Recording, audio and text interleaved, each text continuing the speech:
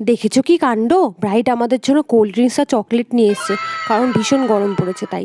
এই 43 ডিগ্রি তাপমাত্রা নিয়ে ব্রাইড সাজানো যে কি কষ্ট সেটা শুধু মেকআপ আর্টিস্টরাই জানে। যতক্ষণ ওখানে ছিলাম শুধু ঘাম মুছেছি আর চকলেট খেয়েছি আর কোল্ড ড্রিঙ্কস খেয়েছি। ঘরে ছিল না এসি, তাই আমাদের বেজে গিয়েছিল বাঁশি। যাই হোক, আজকের ব্রাইড ছিল আমাদের শিউলি আর আমাদের লোকেশন ছিল গুমাতে। এই অসহ্যকর গরমে উইদাউট এসি কীভাবে আমি আমার ব্রাইডকে রেডি করলাম জানতে হলে কিন্তু পুরো ভিডিওটা স্কিপ না করে দেখতে হবে। মধ্যমগ্রাম স্টেশন থেকে আমরা গুমা স্টেশনে এসে পৌঁছাই। গুমা স্টেশনে পৌঁছে দেখি 2020 সাল চলছে, এখানে লকডাউন লেগে গেছে। স্টেশনে 4-5 জন লোক দেখা গেলেও একটা দোকানও খোলা ছিল না, তাই যে আমরা কোল্ড ড্রিঙ্কস কিনবো ভেবেছিলাম সেটাও আমাদের কপালে জুটলো না। যদিও ব্রাইড আমাদের জন্য রেডি রেখেছিল সেটা আমরা জানতাম না। টোটো ধরার উদ্দেশ্যে আমরা গুটি গুটি পায়ে হেঁটে চলি, আর এইদিকে সূর্যমামা আমাদের উপরে প্রচণ্ড রেগেছিল। কেন রেগেছিল সেটা আমি জানি না। রেগে উনি খুন্তি পোড়া নিয়ে আমাদের পায়ে ছ্যাঁকা দিচ্ছিল। হ্যাঁ, কারণ আমরা পা ঢাক